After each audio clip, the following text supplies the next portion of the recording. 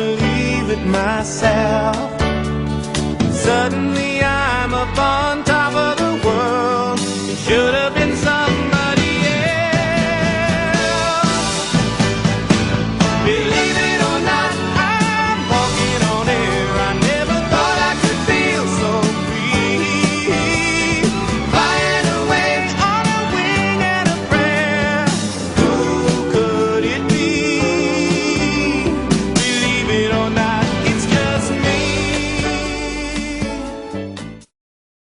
You may recall that in my review for Zombie 4 After Death, I questioned whether Zombie 5 Killing Birds was worse than Zombie 4 on the grounds that A, I had not yet seen Zombie 5, and B, Zombie 4 was so fucking bad that surely it would take some extreme fucking talent and bad filmmaking to make a movie that is even a fraction worse than Zombie 4. Well, as you can imagine, I got a lot of response to that question, and about 99.9% of you out there confirmed that yes, Zombie 5 is worse than Zombie 4, be it by using lines like, what do we got here? Ooh, Zombie 4 is a good movie by comparison, Zombie 5 sucks shit, Zombie 5 is too fucking boring, and this line, where do the zombies in Zombie 5 come from? They come from my ass. That's where they come from. So, it's a couple months later, and now I've seen Zombie 5. Oh yes, I have seen Zombie 5 Killing Birds. And do you know what the worst part is? I had to Netflix this fucking thing. Oh sure, I could have just ended that Zombie 4 review without even mentioning this film. Then I would have gone the rest of my fucking life without ever having fucking seen it, let alone fucking reviewing it. But there I was, I just had to ask that question at the end of that Zombie 4 video, which pretty much left me no choice but to watch and review this fucking thing. I am my own worst fucking enemy. And before all of this shit, I did not have a Netflix account, which means that for the rest of my life, I will be haunted by the memory that the first movie I ever Netflixed is Zombie 5 Killing Birds. That's even worse than if the first movie you ever checked out from a video store was Shanghai Surprise. The million-dollar question would be, what do I think is worse, Zombie 4 or Zombie 5? I've given this a lot of thought. Too much fucking thought. I will say that this movie didn't anger me as much as Zombie 4. Maybe that's because Zombie 4 just seemed like a collection of Dolph Lundgren's greatest hits. But I will say that, yes, this is a worse zombie movie than Zombie 4. And you want to know why that is? Because at least Zombie 4 was a fucking zombie movie. This is the first zombie movie I've seen that is actually harmed by the fact that it has zombies in it. Now, how is that possible?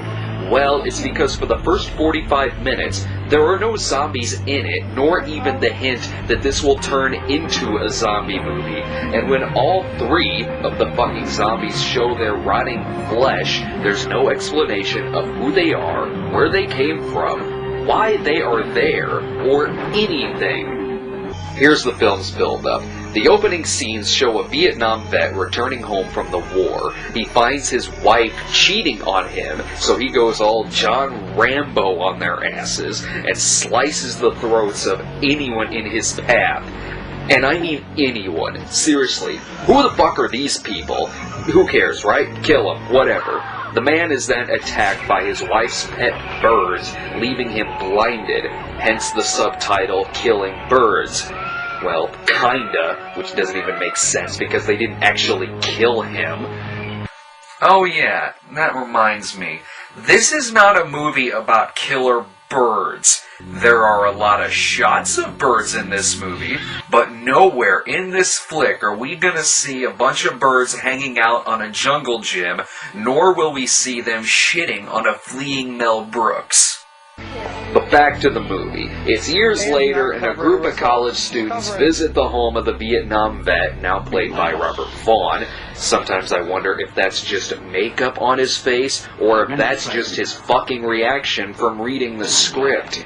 Vaughn is supposedly the last person to see a rare woodpecker that they're searching for, so he gives them some hints and sends them on their way. After wandering around aimlessly in the bayou, the students decide to take some shelter in the abandoned home where Vaughn murdered his family. Now, I can understand moving away from a home that may cause some bad memories, but if you're only going to move not even a quarter of a mile away, what's the fucking point? Strange things begin to happen in this abandoned house, and it usually involves someone getting their throat sliced. In fact, whenever there is a death in this movie, more often than not, it involves some kind of wound to the throat, as if that is the only kind of effect the makers of Zombie 5 know how to do. I imagine they would probably shit a brick at the prospect of showing someone simply stubbing a toe. Robert Vaughn turns back up a few times, and I particularly love it whenever characters hide from him, so he won't see where they are.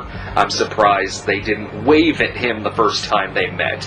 Well, zombies end up showing up to kill the students one by one, and as I mentioned, I have no idea where this plot device even comes from. At least Zombie 4 explains its zombies.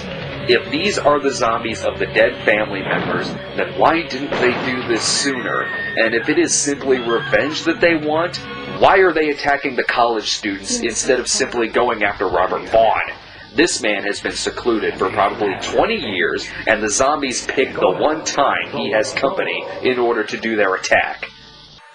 This makes no fucking sense. Well, as you may know, this, like Zombie 4, was not even intended to be part of the zombie series. Which is why the title card at the beginning of the movie simply says, "Killing Birds." This happens all the fucking time, and it's not even the only movie to slap the alternate title of Zombie 5 onto it. But what makes this one extra fucking ridiculous is that they have a title, Killing Birds, which barely has anything to do with the movie anyway, and then they slap the word zombie on it, which makes it sound even worse. I mean, that's like calling I Spit on Your Grave, Suspiria 2, Killer Sharks. Fuck that. And there's another alternate title that is just simply called Raptors. Who the fuck marketed this movie? Chance the Gardener from being there? At least this movie isn't the worst flick Robert Vaughn has been in. Remember Chud 2, Bud the Chud? A movie that was as much about chuds as this movie is about birds. Vaughn is interviewed on the DVD, and you get the sense that he doesn't think too highly of this flick, because he says about 2 sentences about Zombie 5, and the rest of the interview, he talks about Teenage Caveman. It feels weird even comparing this movie to Zombie 4. I mean, yes, I feel that this is a worse zombie film than Zombie 4, but gun to my head, I don't know which one I would rather watch. I think the music in this one is better, and this one does have more of an arc to it than Zombie 4 does, but they're not even meant to be part of the same fucking series. All I know is that I am so fucking glad that Shriek Show never released anything with the title of Zombie 6, because I would be stupid enough to ask if it's worse than Zombie 5. And then I would Netflix the fucking thing. Well, alright, I gotta get this piece of shit back in the mail, so let's end this like every YouTube video should end, with a man on fire.